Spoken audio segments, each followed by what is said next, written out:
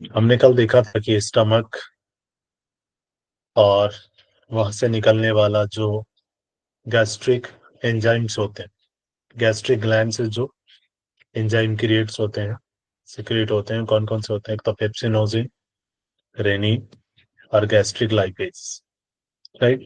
ये तीन प्रकार के जो एंजाइम है वो सिक्रेट होते हैं गैस्ट्रिक ग्लैंड से, जिसमें पेप्सिनोजिन का कार्य हमने देखा था कि ये पेप्सिन में कन्वर्ट होता है और पेप्सिन प्रोटीन का पाचन करता है, राइट। जिससे प्रोटीन जो है क्या हो जाता है, पेप्टोन में कन्वर्ट हो जाता है। और पेप्टोन एक एसिड है, अमीनो एसिड है, राइट, जो कि सॉल्यूबल होते हैं। क्लियर। रेनिन देखा था हमने, रेनिन का काम क्या है? दूध को दही में कन्वर्ट करने का काम रेनिन करता है, राइट। ये घुलनशील सॉल्यूबल प्रोटीन कैसिनोजेन को किस में कन्वर्ट करता है? कैसीन में कन्वर्ट कर देता है। जो अघुलनशील नॉन सॉल्यूबल जो मिल्क प्रोटीन होती है, राइट, इस प्रकार अलग की हुई केसिन पर फिर पेप्सिन की जो क्रियाएं हैं वो होती हैं। उसके बाद हमने गैस्ट्रिक लाइपेज का देखा था, इसका काम क्या होता है? ये फैट को तोड़ने वाला एंजाइम होता है। इससे फैट का हाइड्रोलाइसिस शुरू हो जाता है और यहाँ प्रोटीन का पाचन जो है वो आरंभ हो जाता है। फिर इसके बाद यहाँ से जो आपका फूड है वो स्मॉल इंटेस्टाइन में ड्यूडोनल के द्वारा, ड्यूडोनल के थ्रू स्मॉल इंटेस्टाइन तक पहुंचा दिया जाता है। कार्बोहाइड्रेट भोजन होने पर सबसे ज्यादा 2 से 3 घंटे जो होते हैं वो टाइम लगता है कार्बोहाइड्रेट में, प्रोटीन में उससे ज्यादा, और फिर फैट में उससे भी ज्यादा समय लगता है डाइजेस्ट होने में। क्लियर है। उसके बाद हमने स्टमक, जो कि जिसका रीजन देखा था, सबसे ऊपर वाला पार्ट दैट इज एसोफेगस, उसके बाद कार्डियक, फंडस, और फिर पाइलोरिक, सबसे नीचे वाला part that is called pylorus, pyloric. अब हम बात करेंगे छोटे आंत स्मॉल इंटेस्टाइन की। यह आमाशय ट्यूसन से लेकर बड़ी आंत लार्ज इंटेस्टाइन तक खुलने वाली क्या है, 5 से 7 मीटर लंबी नली होती है, राइट। इसकी लंबाई कितनी होती है? 5 से 7 मीटर होती है, जो कि नाभि क्षेत्र में लॉन्ग इंटेस्टाइन से घिरी हुई पाई जाती है। नेवल एरिया में ये लॉन्ग इंटेस्टाइन से घिरी हुई होती है। इसका घोड़े की नाल का आकार लगभग 25 सेंटीमीटर लंबा पहला भाग पेनक्रियाज के शीर्ष को चारों ओर से घेरे रहता है। जो पेनक्रियाज है उसके चारों ओर सर्कल में होता है, उसे क्या कहते हैं? ड्यूडोनम कहते हैं। इसके मध्य कॉमन बाइल डक्ट एवं अग्निसाइक वाहिनी मीन्स पेनक्रियाटिक डक्ट दोनों आकर खुलती है। जो ड्यूडेनम वाला पार्ट है उसमें क्या होता है? एक तो कॉमन बाइल डक्ट भी, जो कि कहाँ से? गॉल ब्लैडर से आता है बाइल डक्ट, और पेनक्रियाटिक डक्ट जो कि पेनक्रियाज से आके खुलता है। ये दोनों ड्यूडोनम के पास में खुलते हैं। इसी तरह स्मॉल इंटेस्टाइन में पहुंचकर भोजन क्या होता है? पेनक्रियाटिक जूस, जो किसके द्वारा निकाला जाता है? लीवर के द्वारा उत्पन्न पित्त या बाइल एवं इंटेस्टाइनल वॉल से उत्पन्न होने वाले जूस, जो कि जिसको इंटेस्टाइनल जूस कहते हैं, क्लियर है, के साथ मिश्रित हो जाता है। पहले कहा अग्नाशय से पेनक्रियाटिक जूस, उसके बाद लीवर द्वारा बाइल या पित्त जिसको कहते हैं बाइल जूस, और इंटेस्टाइनल वॉल से उत्पन्न इंटेस्टाइनल जूस। ये तीनों क्या होते हैं? आपस में मिक्स हो जाते हैं। और अग्नाशयिक जो पेनक्रियाज रस में 3 प्रकार के एंजाइम होते हैं। पेनक्रियाज से जो निकलता है पेनक्रियाटिक जूस, उसमें कितने प्रकार के एंजाइम होते हैं? 3 प्रकार के एंजाइम होते हैं। कौन कौन से? Amylase, trypsin, amylase, trypsin trypsin, और लाइपेज। ठीक है, और लास्ट होता है लाइपेज। ठीक है, लाइपेज, एमाइलेज और ट्रिप्सिन। इसको आप लैट से याद रख सकते हैं, ठीक है। लाइपेज, एमाइलेज और ट्रिप्सिन। पेनक्रियास से निकलने वाले 3 एंजाइम कौन से हुए? लैट, LAT, लाइपेज, एमाइलेज और ट्रिप्सिन। क्लियर? एमाइलेज क्या है? एमाइलेज का काम होता है कार्बोहाइड्रेट का पाचन करता है, जिससे कार्बोहाइड्रेट को किस में कन्वर्ट होता है? माल्टोज में परिवर्तित कर देता है। क्लियर है? कार्बोहाइड्रेट का पाचन होता है और कार्बोहाइड्रेट को किस में कन्वर्ट करता है? माल्टोज। ट्रिप्सिन का काम क्या है? यह प्रोटीन का पाचन करता है। Trypsin means protein. ये प्रोटीनों का पाचन करता है, जिससे वे अमीनो एसिड में परिवर्तित हो जाती है। यह ट्रिप्सिनोजिन के रूप में विद्यमान होता है, जो इंटेस्टाइनल जूस राइट में विद्यमान एंट्रोकाइनेस एंजाइम के प्रभाव से ट्रिप्सिन में परिवर्तित होता है। क्लियर है? यह किसमें? ट्रिप्सिनोजेन के रूप में होता है। मोस्टली अगर बात करें तो अमीनो एसिड, जिससे वे अमीनो एसिड में कन्वर्ट होता है, और यह ट्रिप्सिनोजिन के रूप में विद्यमान है, जो इंटेस्टाइनल जूस में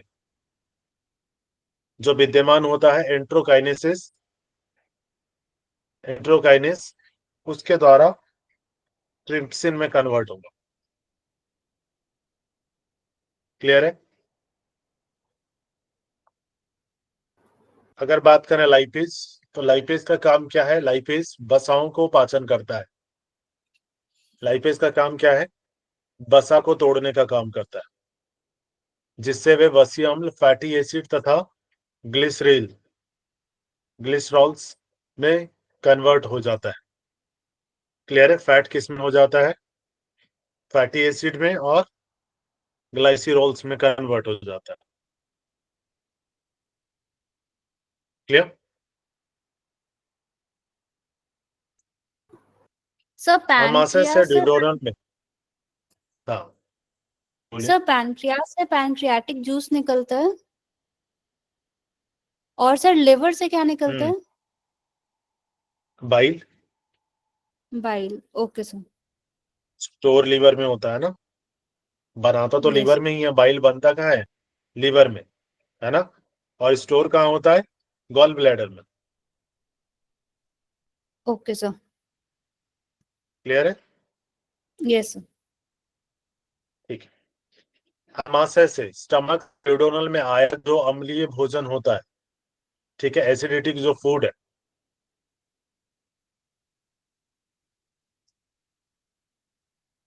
स्टमक से ये जो ड्यूरोनल है ना, में आया एसिडिटिक जो फूड है,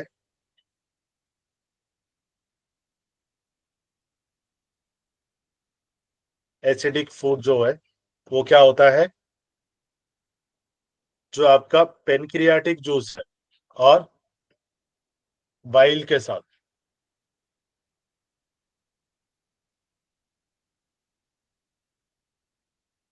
पेनक्रियाटिक जूस एवं बाइल के साथ मिलकर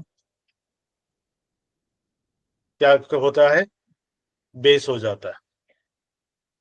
जो एसिडिक फूड आता है, क्योंकि HCl वाला जो पार्ट है, तो HCl से तो एसिडिक फूड आएगा, है ना। हाइड्रोक्लोरिक एसिड है वहां पे, वहां से जो फूड आएगा तो वो नीचे की तरफ जब आएगा तो वो होगा क्या? एक तो ड्यूडोनल में जब वो आएगा तो ड्यूडोनल में क्या सिक्रेट हो जाएगा? एक तो पेनक्रियाटिक जूस और दूसरा वाइल, राइट। इन दोनों को मिला के वो क्या हो जाएगा? बेस हो जाएगा। क्लियर है?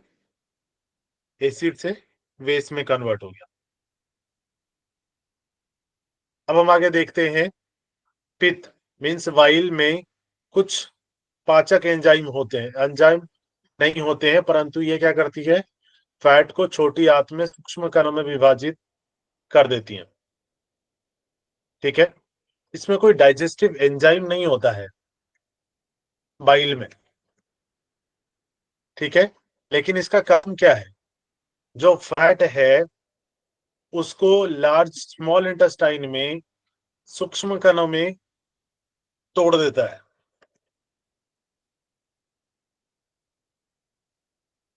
क्लियर है? स्मॉल इंटेस्टाइन में सूक्ष्म कणों में विभाजित कर देता है फैट को, इमल्सिफाइड कर देता है, जिससे अग्नशयिक एंजाइम, ठीक है, पेनक्रियाटिक जो एंजाइम है,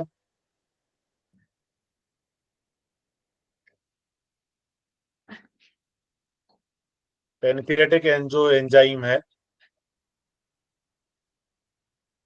ठीक है,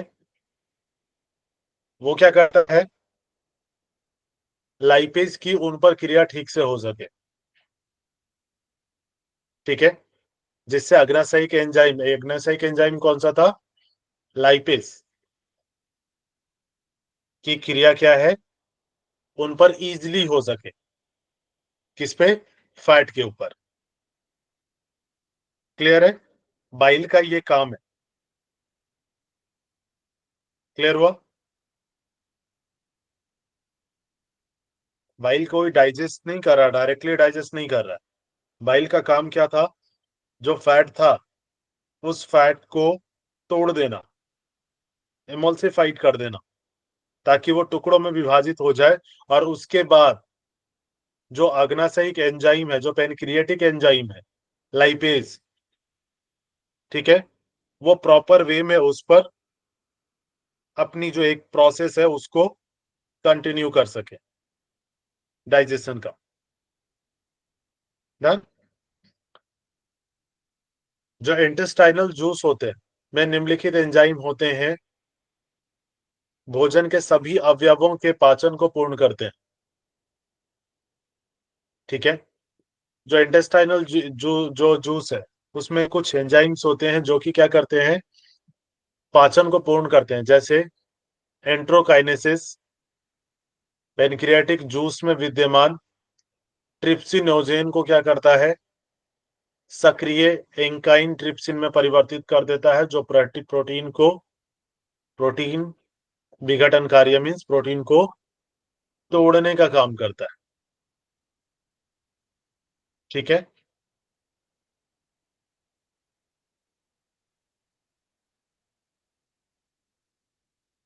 ओके, भोजन के जितने भी अवयव हैं वो जो क्या करते हैं, उनका काम क्या है, वो इंटेस्टाइनल जूस में जो कुछ एंजाइम होते हैं वो क्या करते हैं, इसको हेल्प करते हैं डाइजेशन में, राइट। जैसे एंट्रोकाइनेसन, ये इसका काम क्या है, ये पेनक्रियाटिक जूस में होता है और ये ट्रिप्सिनोजेन को एक्टिवेट कर देता है, और ट्रिप्सिनोजेन को एक्टिवेट करके किस में कन्वर्ट करता है, एंकाइन ट्रिप्सिन में।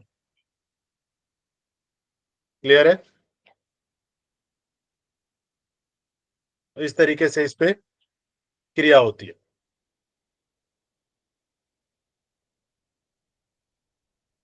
एरिप्सिन, एरिप्सिन का काम क्या है, एरिप्सिन या प्रोटीन को अमीनो में परिवर्तित करता है, सुक्रेज, लैक्टेज, माल्टेज और कार्बोहाइड्रेट का पाचन करते हैं, तथा उन्हें क्या करते हैं, ग्लूकोज, फ्रक्टोज, ग्लैक्टोज और डेक्सट्रोज में परिवर्तित कर देते हैं। किसका पाचन करते हैं, एक तो सुक्रेज का, प्रोटीन को पहले अमीनो एसिड में कन्वर्ट करना, और उसके बाद सुक्रेज, लैक्टेज, माल्टेज, जितने भी कार्बोहाइड्रेट है उनका डाइजेशन करता है, और उन्हें ग्लूकोज में, फ्रैक्टोज में और ग्लैक्टोज, डेक्सट्रोज में कन्वर्ट कर देना। ये किसका काम है, एरिप्सिन का, ठीक है। अगर आप छोटी आंत की बात करें तो इसमें जो कुछ पार्ट्स होते हैं वो कौन कौन से हैं, ड्यूोडेनम, ठीक है, जो कि जहां स्टमक एंड हो रहा है वहां से शुरुआत होती है ड्यूोडेनम की, ये वाला हिस्सा। उसके बाद जेजुनम सेंटर में, और इलियम नीचे वाला पार्ट। क्लियर है? ड्यूोडेनम, जेजुनम और इलियम। रुचि जी, स्टमक के 3 पार्ट का नाम बताइए, अवेलेबल है? जी सर, ड्यूडेनियम, जेजुनम और इलियम। मैंने स्टमक पूछा।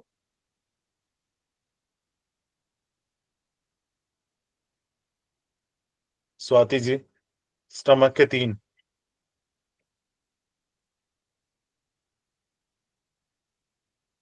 पायल जी,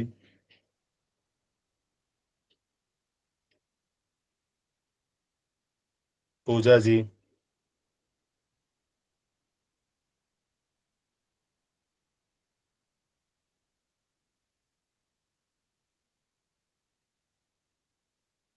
यस जी,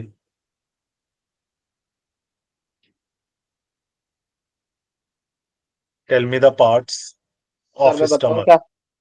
सर मैं बताऊं क्या? 1 मिनट में पूछ लूं ना, क्लास में सभी है, मुझे समझ में नहीं आ रहा कि कंफ्यूजन का है, या तो रिवाइज नहीं किए।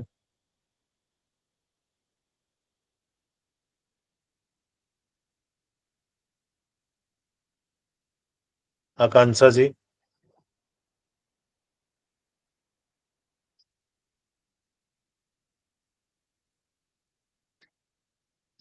मैं यही देखना चाह रहा हूँ बस। Sheetal UK ji, tell me the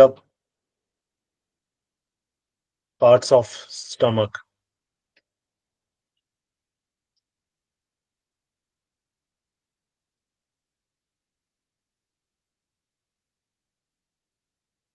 मैं बोल रहा हूँ और आप लोग सिर्फ सुन रहे हैं, है ना? सर बोल कोशिश करूं। बताइए। सर ओसोफोगस और कार्डिया ये सब आएगा ना? हम्म बॉडी ये उसमें ये स्टमक का ही शायद पार्ट है। हाँ, एक तो आपने सही बताया।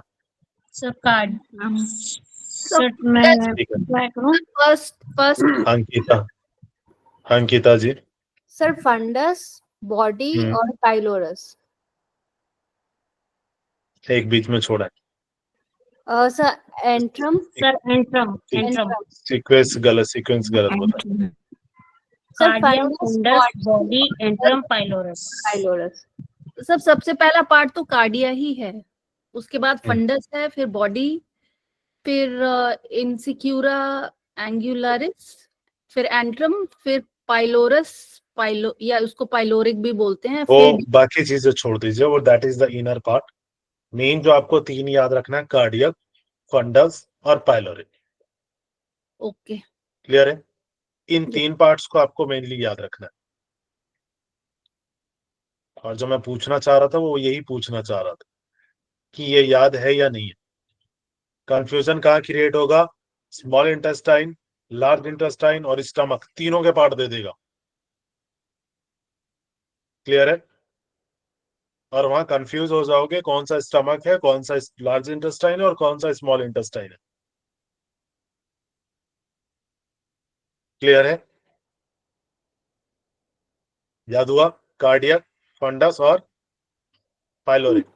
पाइलोरिक। बढ़िया, ठीक है। और स्मॉल इंटेस्टाइन के कौन से हो जाएंगे? उसका तो ड्यूडेनम, जेजुनम, इलियम। बढ़िया। Duodenum, duodenum jejunum. Duodenum jejunum ileum डीजी डीजी। बढ़िया, ठीक है। ड्यूडेनम, जेजुनम, इलियम, ये 3 पार्ट हैं जो किसके हैं? स्मॉल इंटेस्टाइन के। क्लियर हो गया? अब हम बढ़ते हैं लार्ज इंटेस्टाइन की तरफ। लार्ज इंटेस्टाइन क्या है? छोटी आंत का अंतिम भाग, इलियम, बड़ी आंत में विलीन हो जाता है। ठीक है? छोटी आंत का जो बड़ा भाग है, इलियम वाला हिस्सा, वो किस में विलीन हो जाता है? लार्ज इंटेस्टाइन में। यहां पर इलियोसिकल का पार्ट, इलियोसिकल वॉल्व होता है, जिससे भोजन छोटी आंत से किस में पहुंच जाता है? बड़ी आंत में, स्मॉल इंटेस्टाइन से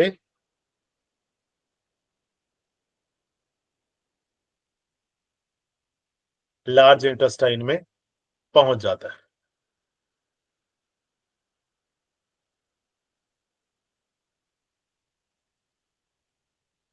क्या? लेकिन बड़ी आंत से छोटी आंत में वापस नहीं आ पाता। क्यों नहीं आ पाता? Because of ileocaecal wall. यह रेक्टम एवं एनाल कैनल तक पहुंचने वाली लगभग 1.5 मीटर लंबी नली होती है, जो छोटी आंत की अपेक्षा अधिक चौड़ी होती है, ज्यादा ब्रॉड होती है। किससे? स्मॉल इंटेस्टाइन से। छोटी आंत से। क्लियर है? Yes sir. इतनी ज्यादा हिंदी तो आई थिंक नहीं होगी कि समझ में ना आए। ज्यादा आ रहा है हिंदी हो रहा है सर। क्या? नहीं सर, आ रहा है सर। सब नहीं ये सर, समझ जस्ट आ में रहा है एक्सप्लेनेशन है। बिल्कुल समझ अगर में आ मैं रहा है इंग्लिश सर। में भी पढ़ाऊं तो ऐसे ही एक्सप्लेन करूंगा। हाँ वही हाल होगा। ये आप सब अच्छा समझा रहे हैं। ठीक है? अगर मैं इंग्लिश में भी पढ़ाऊं तो एक्सप्लेनेशन यही होगा। ठीक है ना? लेकिन बहुत सारे लोग ऐसे हैं जो इंग्लिश में खुद पढ़ेंगे तो एक्सप्लेन नहीं कर पाएंगे, मुझे जहां तक लगता है। आप उसको इंग्लिश में ट्रांसलेट नहीं कर पाओगे हिंदी में। ठीक है? तो इसीलिए मैं बीच में आपको, जैसे छोटी आंत है तो स्मॉल इंटेस्टाइन लिख दे रहा हूँ, बड़ी आंत है लार्ज इंटेस्टाइन लिख दे रहा हूँ, ताकि आप जब पढ़ो तो आपको क्लियर हो कि लार्ज इंटेस्टाइन है, स्मॉल इंटेस्टाइन है, लीवर है, क्या है। क्लियर है? बड़ी आंत में भोजन का पाचन एवं अवशोषण नहीं होता है। ठीक है? लार्ज इंटेस्टाइन में भोजन का क्या पाचन या अवशोषण, एब्जॉर्प्शन नहीं होता है। ठीक है? डाइजेशन या एब्जॉर्प्शन नहीं होता है, ध्यान रखना। डाइजेशन या एब्जॉर्प्शन नहीं होता।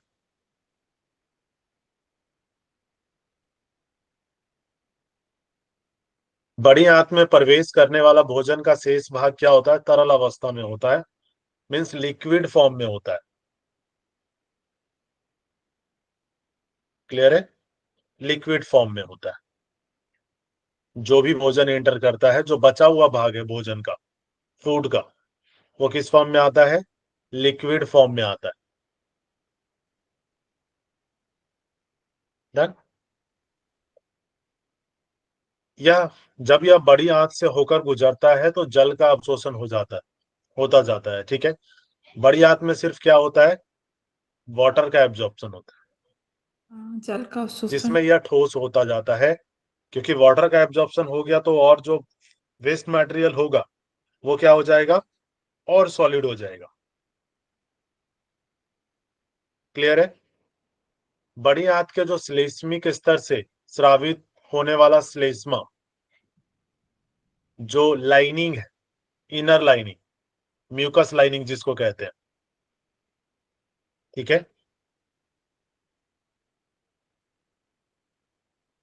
जो म्यूकस लाइनिंग है, ठीक है, स्रावित होने वाला, सिक्रीट होने वाला जो श्लेष्मा, जो म्यूकस है, वो क्या करता है? मल को आगे खिसकने के लिए उसे चिकना बना देता है। ठीक है?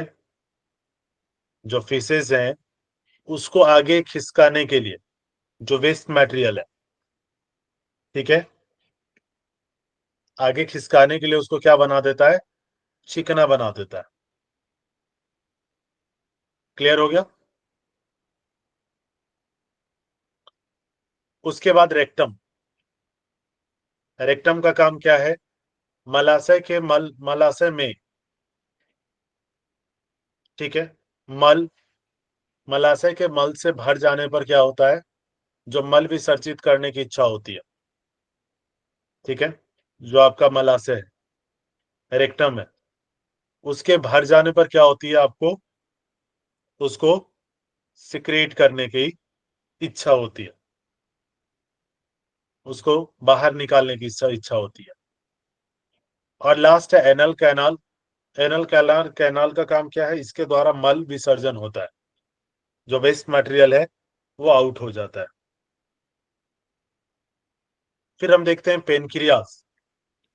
यह एक 12 से 15 सेंटीमीटर लंबी ग्रंथि होती है जो स्टमक के पीछे ड्यूडेनम से स्प्लीन तक फैली होती है। क्लियर है? पेनक्रियास क्या है? एक 12 से 15 सेंटीमीटर लंबी ग्रंथि है, ग्लैंड है, ठीक है, जो स्टमक के पीछे ड्यूडेनम से स्प्लीन तक फैली हुई है। ठीक है,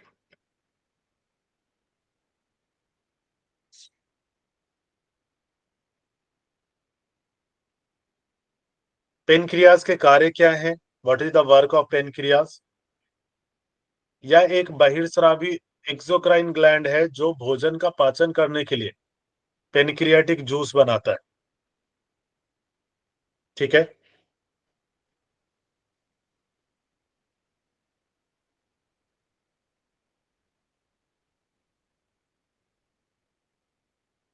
पेनक्रियास क्या है? एक अगर बहिर्स्रावी के रूप में देखेंगे, एक्सोक्राइन ग्लैंड के रूप में, तो ये पेनक्रियाटिक जूस बनाता है।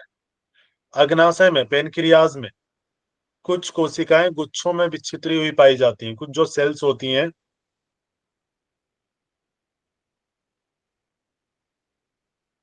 ठीक है, वो क्या होती हैं? जो कोशिकाएं हैं, सेल्स हैं, वो गुच्छों के रूप में छितरी हुई पाई जाती हैं, जिन्हें क्या कहा जाता है?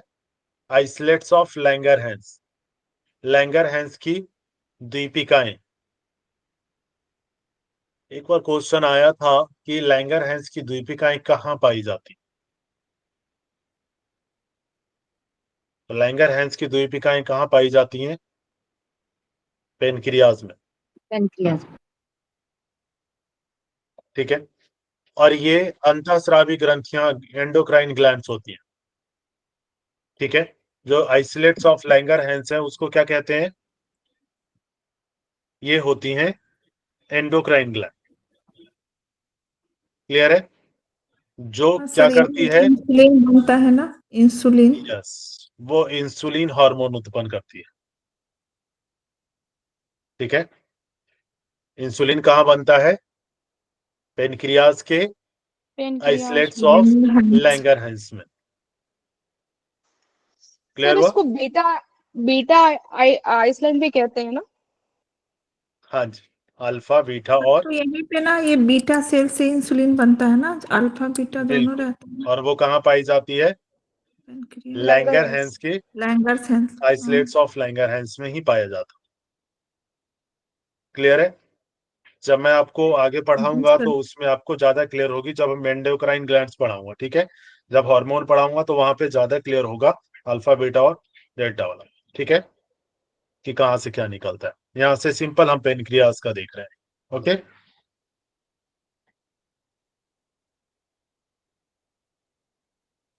अब हम देखते हैं लीवर। लीवर का काम क्या है? यकृत शरीर के सबसे बड़े अंगों में से एक है। ठीक है, यह कहाँ होता है? एब्डोमिनल कैविटी के नीचे स्थित है। इसका अधिकतर भाग, ठीक है, इसका अधिकतर भाग पसलियां, जो आपकी रिब केज है, एक सेकंड, इसका अधिकतर भाग कहाँ पे है? सर रिब केस के अंदर होता है इसका ज्यादा पार्ट। भाग पसलियों के मध्य, जो रिब हाँ, केज बीच में। है उसके मध्य में एवं मध्य कपाट द्वारा सुरक्षित रहता है। ठीक है, स्टर्नम। हम्म। इन दोनों के बीच जो आपका ब्रेन सेंटर वाला पार्ट है रिब केज का, उसके बीच में। और यह शरीर में किसका काम क्या है? मेटाबॉलिक एक्टिविटी जो भी होती है, ठीक है, डाइजेशन का काम, जो मेटाबॉलिक क्रियाएं होती हैं, तोड़ने का, है ना, मेटाबॉलिज्म। अंग एवं बहुत बड़ी जैव रासायनिक फैक्ट्री है, बायोलॉजिकल फैक्ट्री है। ठीक है, इसको अगर हम कहें जैव रासायनिक, जिसको हम कहते हैं,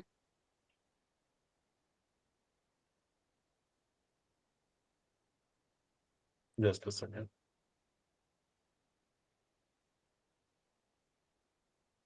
जो बायोकेमिकल है।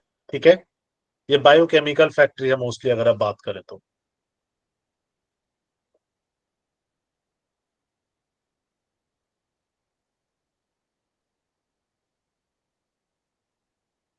इसके कार्य क्या हैं? यह लगभग 800 से 10,000 मिलीग्राम वाइल का निर्माण करता है। किसका निर्माण करता है? 800 से 1000 मिलीग्राम वाइल, जिसको पित्त कहते हैं, का निर्माण करता है। या कार्बोहाइड्रेट के उत्पाद ग्लूकोज को, कार्बोहाइड्रेट से क्या निकला था? ग्लूकोज को ग्लाइकोजन में कन्वर्ट करता है, और ग्लाइकोजन अस्थायी रूप से लीवर में क्या हो जाता है? स्टोर हो जाता है। लीवर में क्या हो जाता है? स्टोर हो जाता है, स्टोर हो जाता है। तथा बॉडी में आवश्यकता पड़ने पर यह क्या होता है? पुनः ग्लूकोज में परिवर्तित होता है। परिवर्तित हो जाता आप एक दिन और बताए थे इसको। है। इसका पीछे देखा था मैंने ना, मैंने आपको बताया था पीछे हाँ कि वही, कैसे इसलिए प्रोसेस होता है। जी सर। क्लियर है? उसके बाद क्या करता है? यह प्रोटीन के उत्पाद, जो प्रोटीन से क्या? अमीनो एसिड में, ठीक है, प्रोटीन के उत्पाद अमीनो एसिड से अमीनो ग्रुप NH को पृथक करके उसे अमोनिया में बदल देता है। जो अमीनो एसिड से जो NH है, अमीनो, उसको क्या करेगा? अलग करके, है ना, उसको अलग करके पृथक, ठीक है, पृथक की जगह आप अलग लिख लीजिए, ठीक है, तो समझने में आसान हो जाएगा। हाँ, उसको अलग करके क्या करता है? उसे अमोनिया में कन्वर्ट कर देगा। फिर अमोनिया ठीक को है, यूरिया में। यस, जिससे फिर यूरिया में कन्वर्ट हो जाएगा, और यूरिया को क्या होगा? किडनी द्वारा हाँ, बाहर निकाल दिया जाएगा। बाहर निकाला जाए। जो, हाँ, मूत्र के मार्ग से, यूरिन के थ्रू क्या किया जाएगा? बाहर निकाल दिया जाएगा। ये फॉर्मेशन होती है, इसमें लीवर हेल्प करता है। क्लियर है? इसीलिए अगर कोई प्रॉब्लम होती है तो आप लीवर की भी जांच करवाते हैं, है ना। सिर्फ यूरिन रिलेटेड प्रॉब्लम्स में लीवर भी कहीं ना कहीं जिम्मेदार होता है। क्लियर हुआ? जी सर। यस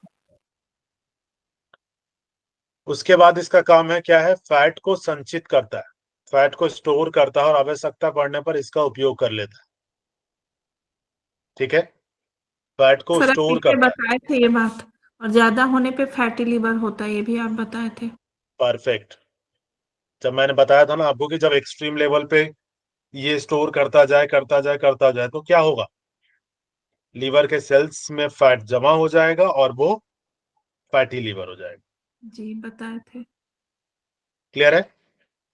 लीवर में जब लीवर के सेल में जब एक्स्ट्रा फैट स्टोर हो जाएगा तो वो लीवर क्या हो जाएगा? फैटी हो जाएगा। ठीक है, फैट स्टोर करने का काम है, लेकिन अब मान के चलिए फैट आप यूज ही नहीं कर रही हैं, राइट, आपके इनएक्टिव लाइफ स्टाइल है, उसमें फैट यूज ही नहीं हो रहा है जो आपने इंटेक कर रखा है, तो वो स्टोर तो होता ही जा रहा है और यूज हो नहीं रहा है।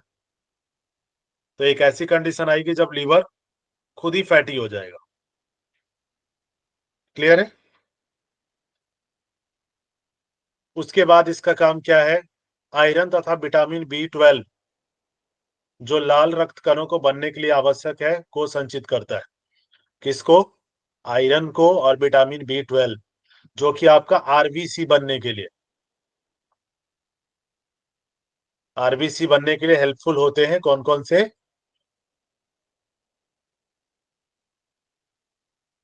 ये विटामिन B12 और आयरन। आयरन। ठीक है, सर तो ये ये भी दोनों लीवर ही में मिलके स्टोर करते हैं क्या? बनाते हैं RBC। ये भी लीवर में रहते हैं क्या? ये भी लीवर में स्टोर होते हैं। अच्छा। क्लियर हुआ?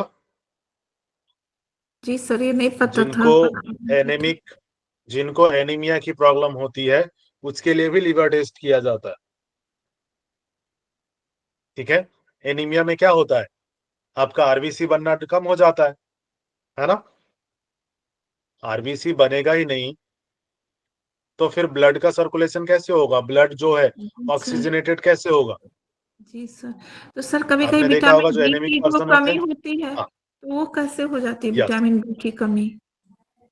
विटामिन बी की कमी, विटामिन बी के सोर्सेस है ना, अच्छा, विटामिन या बी की ऐसा भी सोर्स तो है। हो सकता है सर कि लीवर का भी तो फिर कहीं नहीं वो स्टोर कर पा रहा हो, ऐसा नहीं? लेकिन विटामिन, अब एक चीज बताइए, विटामिन B12 इनटेक कर ही नहीं रहे, है ना, विटामिन B12 जी स्टोर कर रहा है ना लीवर, जी जी। तो इसीलिए। और विटामिन डी ए, डी एवं के को भी संचित करता है।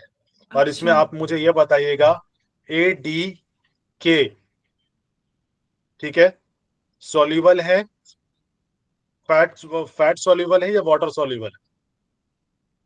Fat soluble. Fat water. Soluble है सर, फैट फैट सॉल्युबल में, है सर। फैट में फैट फूलन फैट सॉल्युबल है, ठीक है। इसका भी स्टोरेज कौन करता है? विटामिन डी, आपका लीवर। विटामिन ए को, विटामिन डी को और विटामिन के को कौन स्टोर करता है? लीवर स्टोर करता है।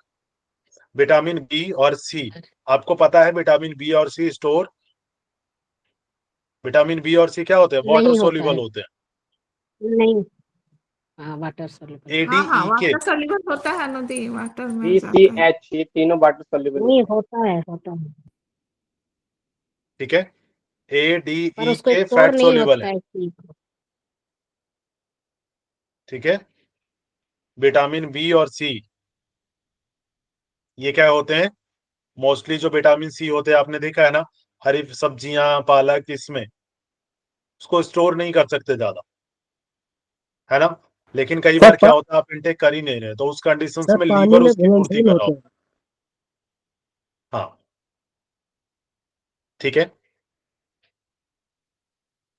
कीड़ा करके आपको सर पढ़ाएंगे, ठीक है, जब आपको डाइट पढ़ाएंगे ना, डाइट एंड न्यूट्रिशन।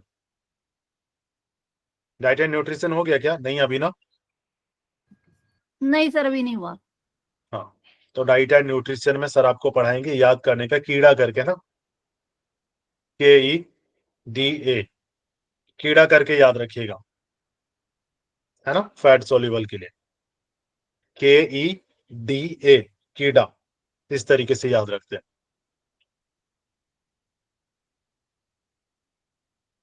उसके बाद क्या है? यह प्लाज्मा प्रोटीन एल्बुमिन एल्बुमिन और ग्लोब्यूलिन, ये दोनों बनाता है। जो प्लाज्मा प्रोटीन है उसका भी निर्माण यही करता है, एल्बुमिन का और ग्लोब्यूलिन का। उसके बाद प्रोथ्रोम्बिन और फाइब्रिनोजन, प्रोथ्रोम्बिन और फाइब्रिनोजन, ये भी यहीं पे होता है, ठीक है, का निर्माण करता है, जो खून के जमाव के लिए आवश्यक है। प्रोथ्रोम्बिन और फाइब्रिनोजन ये दोनों क्या करते हैं? खून का थक्का जमाने के लिए महत्वपूर्ण है ना। जिनमें इसकी कमी होती है उनका ब्लड रुकता ही नहीं है, जैसे डायबिटिक वाले पेशेंट, उनमें एक छोटा सा कट, है ना, और ब्लड नहीं रुकता है, ठीक है। इसलिए कहा जाता है कि जो डायबिटिक वाले पेशेंट होते हैं उनको सावधान रहना चाहिए, एक छोटे से कट से भी उनकी डेथ हो सकती है। क्यों? क्योंकि ब्लड का फ्लो तेज होता है और नहीं रुकता है। क्यों? क्योंकि उनमें प्रोथ्रोम्बिन और फाइब्रिनोजन कम होता है। क्लियर हुआ? उसके बाद हिपेरिन का इसलिए सर निर्माण वो करता है। जख्म हो जाने से, जैसे शुगर वाले को कहीं अगर चोट लग जाए या कट जाए तो वो जल्दी ठीक नहीं होता, ऐसे तो मैंने सुना है। परफेक्ट, और उनका ब्लड नहीं रुकता है जल्दी। जिनमें प्रोथ्रोम्बिन और फाइब्रिनोजन की कमी होगी ना, उनका ब्लड नहीं रुकता है, ठीक है। कंटिन्यूअस ब्लड फ्लो होता रहेगा, चाहे आप कितना प्रेस कर दें उसको। क्लियर है ना? डॉक्टर इनको सलाह देते हैं कि ये कट से दूर ही रहें, कुछ ऐसा दिक्कत ना हो, क्योंकि थोड़े टाइम में मैक्सिमम ब्लड लॉस हो सकता है। उसके बाद क्या होता है? हिपेरिन, हिपेरिन का निर्माण करता है, जो क्या है, प्राकृतिक स्कंदन रोधियोआनी यानी खून जमने से रोकने वाली एंटीकोगुलेंट है। अब ऐसा भी तो हो सकता है ना कि प्रोथ्रोम्बिन और एंटी नोजेन जो है फिब्रिनोजेन, ठीक है, प्रोथ्रोम्बिन और फिब्रिनोजेन जो है वो अंदर ही जम जाए, क्या होगा फिर? ऐसा भी तो हो सकता है ना। जी ये सर। ब्लड को अंदर भी तो जमा सकता है, जरूरी थोड़े कि बाहर ही। यस या नो? जी सर, हो सकता है ना। प्रोथ्रोम्बिन और फिब्रिनोजेन आपके जब बॉडी के अंदर है तो वो ब्लड को अंदर भी तो जमा सकता है, बाहर ही क्यों? तो उसको जमने से रोकता कौन है? ये हिपेरिन। सो जैसे कोलेस्ट्रॉल या प्लाक जो जम जाता है उसके लिए नहीं, ओके। ब्लड क्लोट अंदर भी तो हो सकता है ना, मेरा कहने का मतलब ये है। माधुरी जी, सर वैसे ज्यादातर जब हेड में चोट लगती है हेलमेट पहनने के लिए इसलिए बोला जाता है, तो वो मोस्ट प्रॉब्ली कई केसों में अंदर जम जाता है और मौत हो जाती है। परफेक्ट, ठीक है।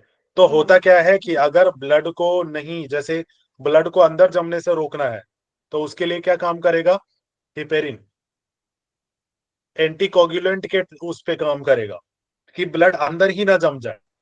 अब पता चल रहा हो क्या हो रहा है, ब्लड निकल रहा है ना, ब्लड आर्टरी से जा रही है और ब्लड वहीं जम जाए तो क्या हो जाएगा? आर्टरी ब्लॉक हो जाएगी। क्यों? क्योंकि प्रोथ्रोम्बिन और फाइब्रिनोजन वहां है ना। यस या नो? ब्लड में ही तो है। Yes, sir.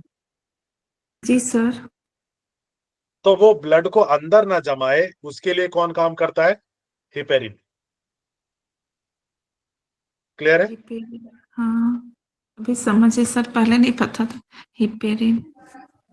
हाँ, ठीक है, ये चीजें समझ आ गई। हिपेरिन क्या करता है? ब्लड को जमने से रोकने के लिए। क्लियर है?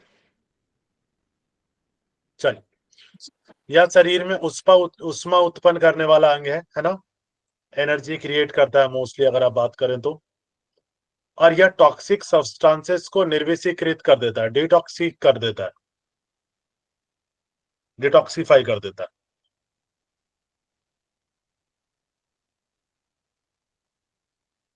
अगर किसी ड्रिंक करने वाले से मिले ना तो उनका कहना यही होता है, कितना भी पी लो लीवर बहुत मजबूत है ना।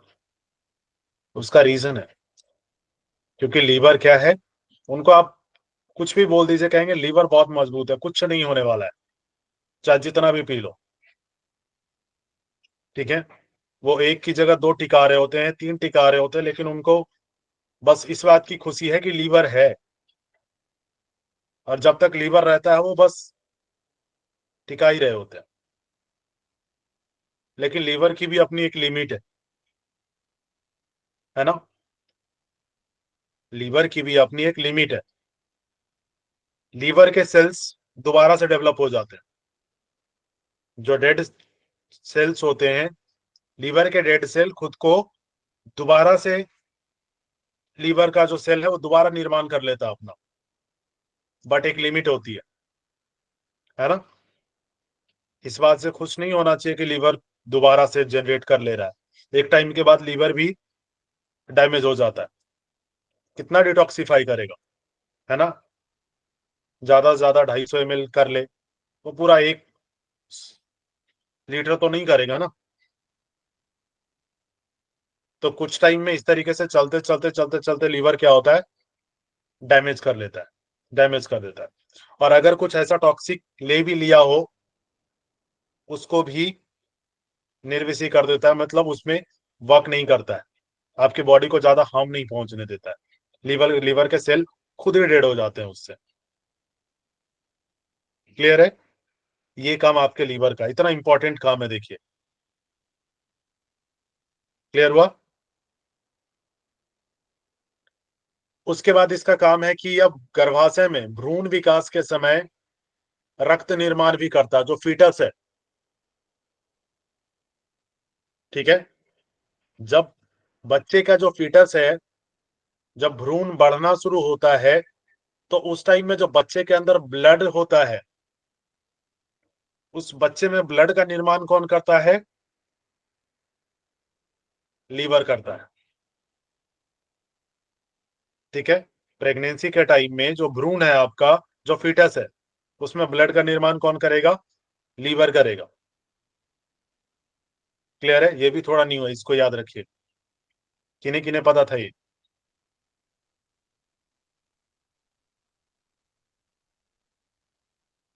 ठीक है, यूट्रस में जो फीटस है उसके ब्लड के निर्माण में लीवर ही सहायक होता है। प्रियंका जी कुछ कह रही हैं? नहीं सर, यही आपने पूछा ना किस किस को पता था वो अच्छा, ठीक है, क्लियर हो गया। जो ये हीमोग्लोबिन के टूटे हुए जो पदार्थ है, हीमोग्लोबिन के जो सब्सटेंसेस ब्रेक डाउन हुए हैं, जिसको क्या कहते हैं? बिलिरुबिन, है ना, एवं बिलीवर्डिन, दो टूटे हुए होते हैं, इसमें टूट के अलग होते हैं। बिलिरुबिन और बिलीवर्डिन को पित्त में विसर्जित करती है, बाइल में। ठीक है, जो मल के साथ विसर्जित हो जाती है। और ठीक है, इसी से मग का कलर पीला होता है ना शायद? बिल्कुल ठीक है। बिलिरुबिन ही यूरिन और मल का कलर, जो मोस्टली मल का कलर जो है उसको येलोइश कर देता है। और अगर ये बिलिरुबिन की मात्रा बॉडी में बढ़ गई, अगर सीक्रेट नहीं हुई, तो जॉन्डिस होता है। क्लियर है? जिसको पीलिया कहते हो। ये बिलिरुबिन की मात्रा जब बढ़ जाएगी ना, और ये सीक्रेट ना हो पाए प्रॉपर किडनी के थ्रू, तो इसको क्या कहेंगे? जॉन्डिस या पीलिया। क्लियर हुआ? जी सर। ये शरीर के दूसरों ऊतकों में, टिश्यूज में, शरीर के जो दूसरे टिश्यूज हैं उसमें वसा को पहुंचाने के लिए कोलेस्ट्रॉल और लिपोप्रोटीन का निर्माण करता है। जो फैट है उसको पहुंचाने के लिए क्या करता है? कोलेस्ट्रॉल और लिपोप्रोटीन का निर्माण करता है। ठीक है, कितने सारे फंक्शन है सिर्फ आपके लीवर के। ठीक है, गॉल ब्लैडर का काम क्या है? यह नाशपाती के आकार की तरह का एक अंग है जो लीवर के नीचे स्थित है। यह लगभग 8 से 10 सेंटीमीटर लंबा होता है और इसके अंदर 60 से 100 मिलीलीटर की क्षमता होती है। इसके कार्य क्या होते हैं? वाइल का भंडार करता है तथा उसे गाढ़ा बनाता है। पित्त जो वाइल है वो लीवर की कोशिकाओं द्वारा, लीवर की सेल द्वारा, जो लीवर की सेल्स द्वारा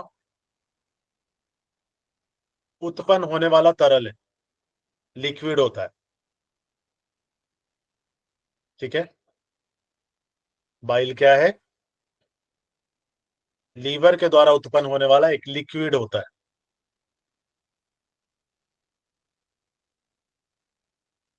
और पित्त का मुख्य कार्य क्या है? फैट को सूक्ष्म कणों में विभाजित करना एवं उसके पाचन में मदद करना। जितना इजी हो सकता था उतना इजी मैंने आपको बता दिया है। ठीक है, इससे ज्यादा इजी तो मुझे नहीं लगता हो पाएगा। Thank you sir. समझ आया? सर सर ये पीडीएफ नहीं मिल सकती क्या? पीडीएफ मिल जाएगी, थोड़ा सा वेट करेंगे, है ना।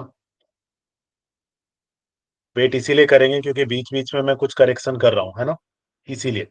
मैं भेजने का मैं भेज दूंगा, लेकिन प्रिंट आउट कोई नहीं करेंगे।